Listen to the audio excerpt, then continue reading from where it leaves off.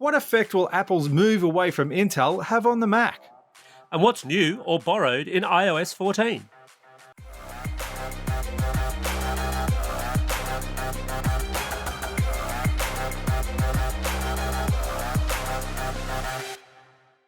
Vertical Hold is proudly brought to you by Aussie Broadband, changing the game with their award-winning network and Australian-based support.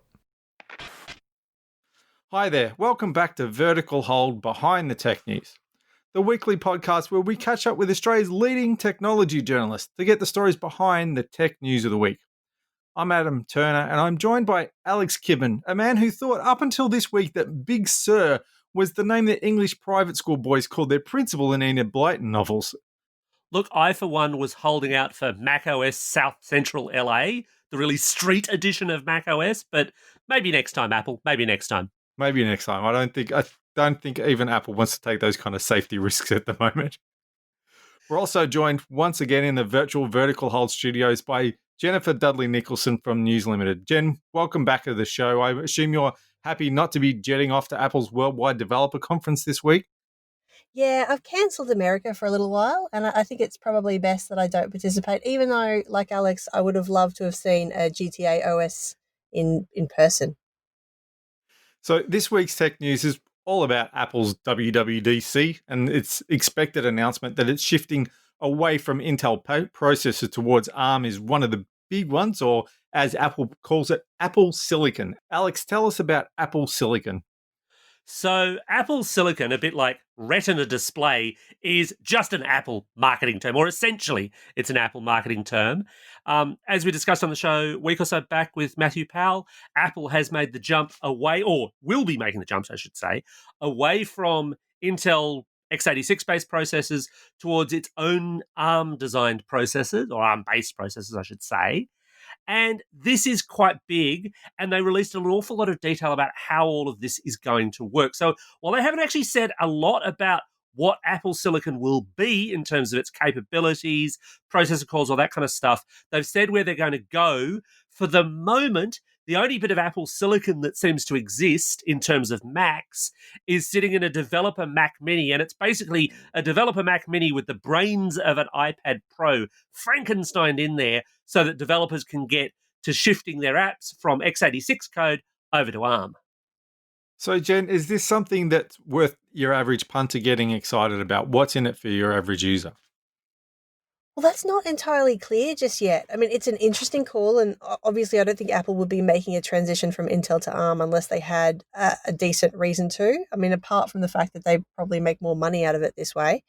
I imagine that there are going to be some performance benefits and potentially some battery saving benefits, which is always a good thing when you're talking about Macs and portable electronics, essentially. But we don't exactly know yet. So in this conference that happened in the wee hours of the morning, we did see the secret lab that looked like something from Get Smart, but they're not obviously talking about the exact sort of specs and the exact performance that we're going to get yet, because we won't see it until the end of the year. So potentially it's going to have a lot more people who would have bought a Mac holding off a little bit to see what exactly will come from this. The talk of iOS apps running on a Mac, does that excite you or is that your worst nightmare? I quite like this, and I don't mind crossing the streams. I would prefer it if they actually put the touchscreen on the Mac at some point, and I think that has been talked about for so long. But I'm all for it. There are so many apps available for the iPad that I'm fine for there to be a crossover episode. Look, I think inevitably there will be, and I think their big consumer sales pitch will be this whole, hey, if you've already bought it for an iPad or for an iPhone, it's now just natively on your Mac. What concerns me, though, in the longer term, because for Big Sur, for the new version of Mac OS, it's going to look and feel pretty much like Mac OS, just a bit more iOS-ified, as it were. But then the version after that, it raises the spectre of control, which Apple loves, and the idea that we might have a much more locked down Mac, a much more iPad-like Mac. Now, Jen, I know you're someone who works on an iPad. Convince me this is a good thing. Well, it could be a good thing. So, I mean, potentially if something is working natively, then I imagine you'll be able to have a bit more freedom with it. You just won't be able to have freedom with other bits and pieces. But I think Apple has cut off its Macs already to some extent. Like a lot of people aren't plugging things into it anymore because, the MacBook Air, for example, has two tiny ports, one for charging, one for putting in your USB-C um, equipment. I don't think that a lot of people are installing things from too many things from outside what you could potentially get in an app store anymore. And I think that that's been a very deliberate strategy over time so that you have to go through Apple, which is kind of par for the course when it comes to Apple. They like a closed environment. And it does have some benefits because obviously, Apple will then vet those things that you could potentially download and maybe have to support them and give you your money back if they're not going to work on your machine. But at the same time, if you want to install things outside the Apple ecosystem, then this is probably going to be very much not for you. One of the big losses, at least for some people, is that because there's no longer Intel under the bonnet, there's no longer boot camp. So you can't reboot your Mac to run Windows natively on the hardware. Do you think that's going to be a big loss? Is that the reason why some people went Mac in the first place? I think that's potentially going to be disappointing for some people because I know that there are people who need to work in both environments, and often it's been an absolute need because otherwise, why on earth would you do that to yourself and try to partition your hard drive in that way? Because that's just complicated.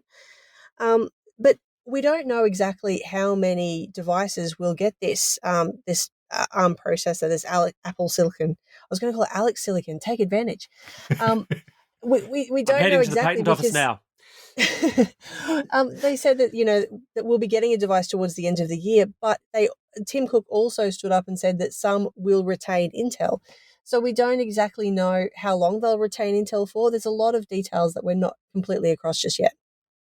They did suggest that they would transition over to Apple Silicon within, I think it was 2 years. And obviously, plans can change, but it does put this interesting future bubble on the current Intel Macs in a degree of doubt because what they're talking about there is this thing called Rosetta 2 to run those apps within the ARM-based, newer Mac infrastructure. Jen, is the prospect of emulating apps to get them to run something that excites you or terrifies you? Yeah, it puts me in the terrified camp. That sounds like an awful lot of work and a bit of a plug and pray scenario. You never know. I always like for somebody else to test those sorts of things, even though maybe I've had a look at some betas already. Those sorts of things, I wouldn't want to be relying on it and putting $2,000 behind a laptop before actually testing it, or somebody else has tested it. I would imagine that people at Parallels will be busting a gut to make sure that they've got a version of Parallels that will run on the ARM versions of Mac OS, because Parallels is like an emulator sandbox that you can then run other versions of operating systems on. So Parallels might now be the only way that a Mac user can run Windows. And it's interesting you bring up Windows because in the ARM space, Windows, of course, got there first. I mean, all the way back to the Surface RT, although that thing was horrendous. God, that we don't speak of. The Surface Pro X, Microsoft is pushing Windows towards that kind of ARM future as well. And I mean, I know I've tested those out, and Jen, I think you have as well. It's a real guessing game as to what will work. And I wonder at that pro level whether those big apps, Microsoft's probably there, but Adobe might not be. And I think that might hit the Mac creative camp a little bit heavier than Apple might be expecting. I think Adobe has made a lot of big moves over the past year, and obviously they've been in planning for longer than that, to actually bring some of their programs across to the iOS environment. Though, like we've seen the Photoshop version of their camera come out just in the past couple of weeks. We've seen an iPad-friendly version of Photoshop. Potentially, this is something that they've been has been flagged with them, and that they've been building towards. I guess it's possible, although, again, you run into that control thing of whether or not Adobe wants to give Apple 30% of its money as well. Oh, what's 30% between friends? I'll take 30%. So here's the other question, though. Apple is taking a lot more control over its ecosystem. The other reason they're moving away from Intel is because they were tied to what Intel was doing with processors, and they ended up in the non-5G camp, for example, so far because of that, just to throw up one example. This gives them more control. I think it's a fair bet to say it'll give them more profits. But Jen, do you think we'll see cheaper Macs as a result, given Apple is building everything and they're notoriously good at negotiating contracts? Look, we might do. It might offset some of the rising costs that we're seeing, because obviously Australian dollar's not doing incredibly well at the moment. So potentially there's a price rise sort of, built in and coming towards us at some point anyway. Um, Apple knows its business really well. And so obviously, if they're making a move like this, there has to be something in it for them. And I imagine this is one more for the financial bods than for sort of regular customers surfing through JB Hi-Fi. But potentially we could see some cheaper Macs. And if you have a look at the prices of, the MacBook Air and those sorts of, lower end of the devices at the moment, they haven't become incredibly more expensive. So maybe there's a bit of a cost saving to be had there, but I don't think it will be huge because there's always a price to pay when it comes to Apple and Apple devices. And I think that's something that people just accept. So the other thing we saw, the big thing from Apple, is we're looking at the iOS 14 beta. Jen, how much of this is borrowed from Android, and should we just rename Android the iOS developer preview? Oh, look, as soon as they started talking about widgets on the home screen, I could just feel the Android fanboys going off. Like, yes, it was a virtual Just conference. screaming. Yeah, absolutely. Yeah. But you've got to know that there were a lot of people going, we had that first, because they actually did. And there were quite a few occasions at WWDC during this video announcement where things were heavily borrowed. But yeah, most of all, that widgets announcement. And it's, you know what, the widgets are really good. Potentially maybe I've seen some demonstrations of how to put widgets on the screen, and there's some AI involved with them, and some of them look a lot nicer, and because they're not just coming from third parties, then they're very much pretty and within the Apple ecosystem. But yeah, this is straight out of like the first level of Android that we saw. I'm pretty sure throwbacks to sort of HTC Magic devices. I was going to say, I think my HTC Desire could do that. Exactly. Yeah. Although, Jen, I also may have somehow seen the beta in action. Can't really say how, but subtle there. Wink, wink, nudge, exactly. nudge, say no more. It strikes me, it's such an Apple approach to doing this. Because, for example, an Android widget, you can pretty much size it how you like. You can pretty much place it how you like. iOS widgets, they have to be right or left justified. Currently, there's kind of two sizes. It's still a super controlled widget environment. And I mean, fairly obviously right now, it's only Apple apps that are going to be able to be widgetized. Have they actually said whether or not third parties are going to be able to throw widgets into the mix? I don't believe it was mentioned, but I imagine that they'd have some pretty serious control over that, given that it's right there on your home screen. It's not something that you'd even put in the background or make as a shortcut or as a sort of force touch addition. Because these are right there on the home screen, I imagine that they're all going to be within at least the Apple design language. Yeah, I've been playing as well with the stackable widget thing. That's kind of cool, though. I've got to admit, that's a nice little tweak on the widget idea. It is, and I think they introduced some things about, trying to predict using stuff on the device, so not being super creepy, but trying to predict what you do at certain times of the day and what are useful to you. I'll be interested to see how well they do at that. Because I've seen some examples just in their kind of spotlight searches before when you're searching for an app where they will, bring up the apps that you use most commonly at that time of day. And that's been quite successful. And I think it's quite nice to get those kind of additions where it's not super creepy, but it's on the borderline of creepy and your phone kind of knows what you want. They're already doing beyond that as well. If on an iPhone, if you go to search for something, it doesn't just say, oh, here's WhatsApp or here's a voice memo. It says, here's WhatsApp, send a message to your dad, because it knows that's what you tend to do with it. And you can go straight to that from the search results. So they have been expanding that idea out. And that's not a bad idea. I think those are the sorts of things that we've seen Google try to do with some of their assistant additions. And as long as they're not, then sharing all of your information with, and buy your dad a gift, and this is his birthday, and this is where he lives. Do you want me to Yeah. send it?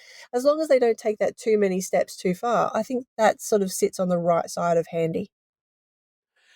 They've also made quite a few tweaks visually. You're talking about the design language in terms of minimizing things, which I must admit I really quite like. The idea that a phone call doesn't take over the whole screen, Siri doesn't take over the whole screen. Sorry to anyone who just had their phone up to that, but anyway. And there's a lot of other little tweaks like that. With this idea, I think that they've finally recognized that an iPhone might have a reasonably large enough screen that you could do two things at once. Yeah, and No. that's not the truth for all iPhones either. Well, I mean, almost all the iPhones that this is going to run on, although this will go back a fair way, and it'll be really interesting to see which features your iPhone 6S and SE original owners have to drop in order to run iOS 14. Yeah, and well, there's the new SE as well, but I think there is probably a recognition that for most iPhone users, there's enough screen real estate. I found it really interesting that they're actually tackling some of the annoying things as well, like when a call comes in and it kind of takes over your entire screen, so you can't ignore it because it's the whole thing. To just have a pop up window on your sort of extra devices that you can swipe away if you want to, if you need to do one thing before you answer the call, or those sorts of things. I thought those were sort of nice additions that sound like they're the result of feedback. Yeah, it'll be interesting to see how well those implement if you're doing something that involves a lot of tapping on the screen, like if you're playing a game landscape on your phone. If a call comes in, whether or not you might accidentally answer it when you might have wanted to ignore it, though. So I guess there's a balance there. Another thing that we saw that was perhaps borrowed from Android is this idea of app clips, or they call it instant apps on Android, where you can basically access some of the functionality within an app without having to download and install the entire app. Has this really taken off on Android? Are we seeing app developers take advantage of this, or is it just a bit of a novelty? I haven't seen a lot of it so far. I haven't really gone past that idea that you still need to open an app. It's interesting that you can sort of make parts of apps contextual.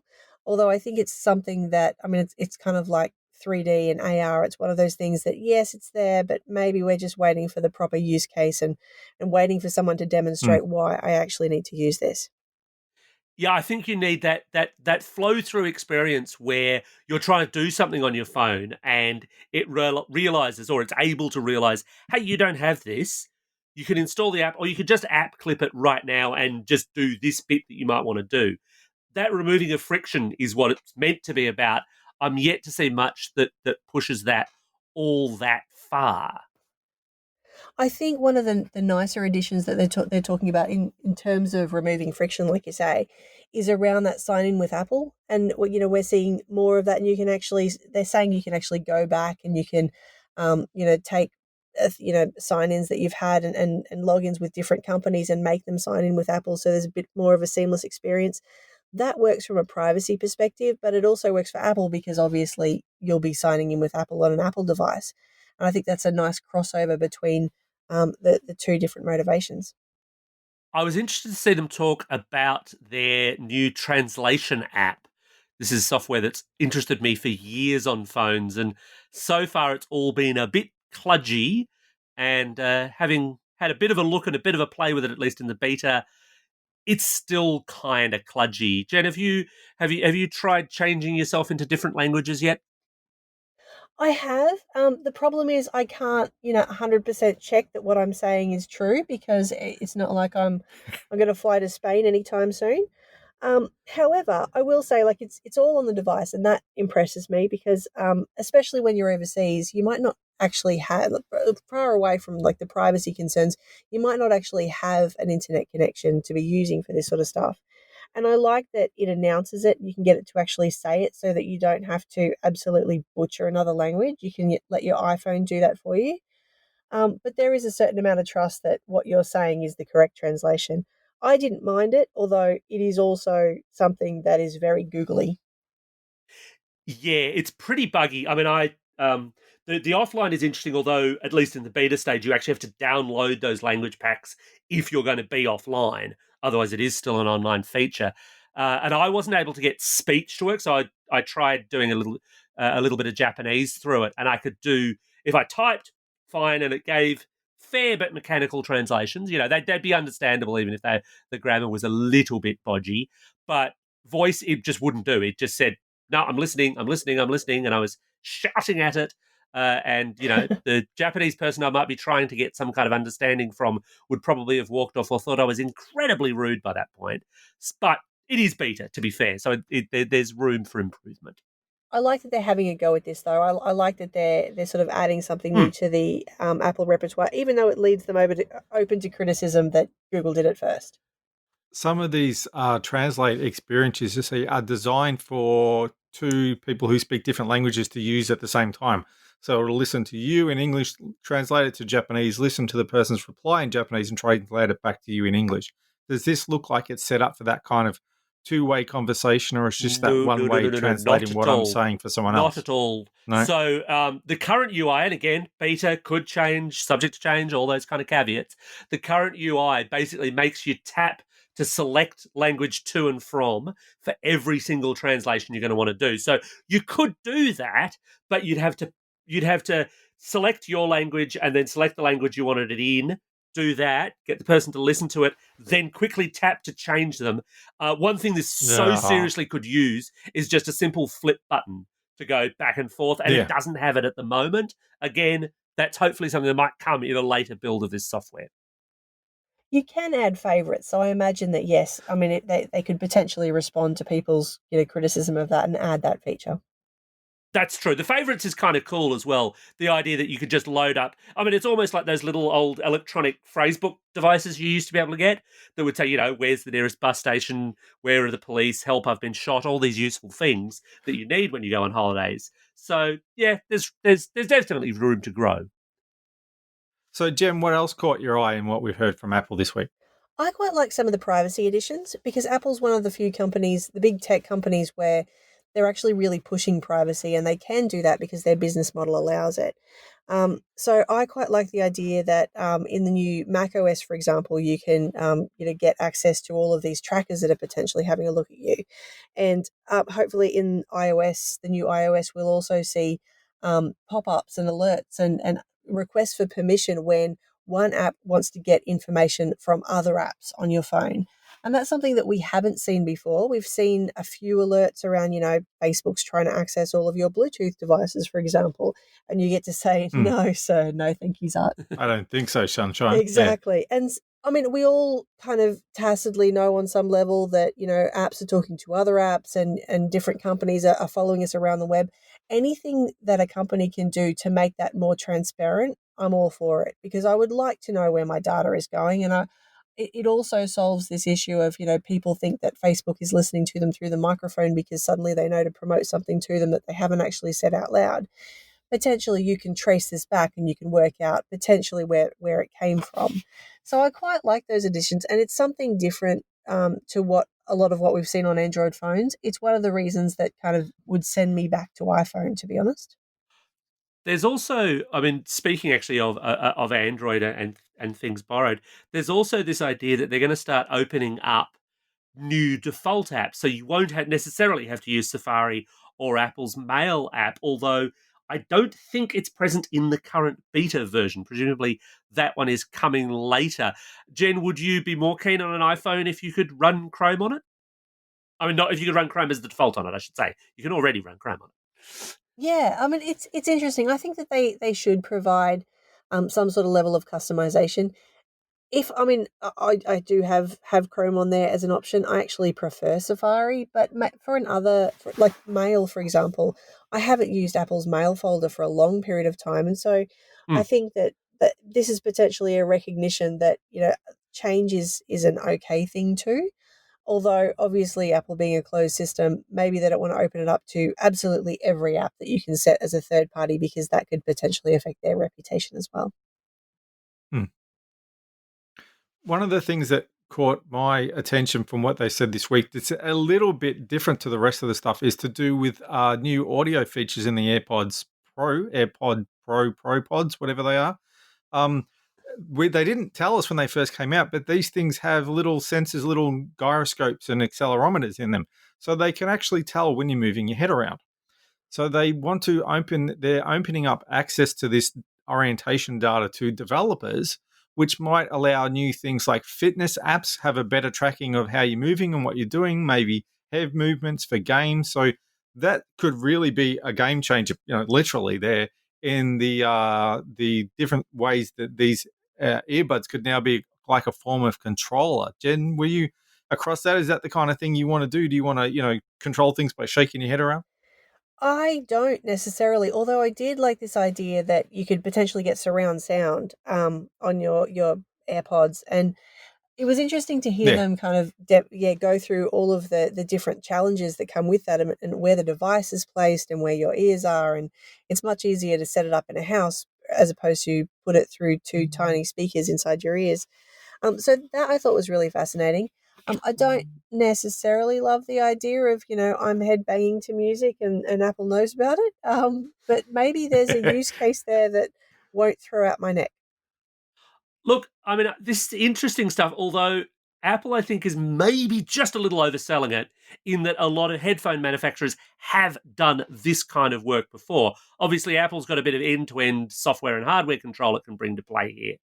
But I'm also left wondering with the whole game controller idea, this is fine as long as everyone buys AirPods Pro and iPads or whatever you're going to game on. I'm wondering if it's not something where there's some really cool tech at play, don't get me wrong, but if it's not such a small niche case that relatively few developers are actually going to do much with it. It could be the sort of thing that we see on Apple Arcade, because obviously there are games that are specifically being made just for Apple within that sort of silo, so to speak. So potentially we could see games use it in that way. Although, as you say, Alex, like Jabra, for example, is another earbud manufacturer who have used accelerometers inside their earbuds. What am I saying? Inside people's ears before to actually register even their heart rate and their workout rate and how many steps they're taking, and made them real sort of fitness devices. So potentially we could see something like that, given that the technology is there and ready to be upgraded. Well, that just about wraps up another episode of Vertical Hold. Thanks to Jen for gifting us her insights this week. Pleasure. Now, Jen, if folks want to catch even more of your work, where can they get that? All over News Corp websites. Just Google my name and I appear. And if they want to catch up with you on social media, how do they do that? I'm at Jen Dudley, and I'm probably just tweeting about the same sort of stuff we're talking about right now. And of course, you can always catch up with us on Twitter at VerticalHoldAU or via the Vertical Hold Facebook page. And once again, thanks everyone for listening. Try to stay home, try to stay safe, and remember, it's not a bug, it's a feature.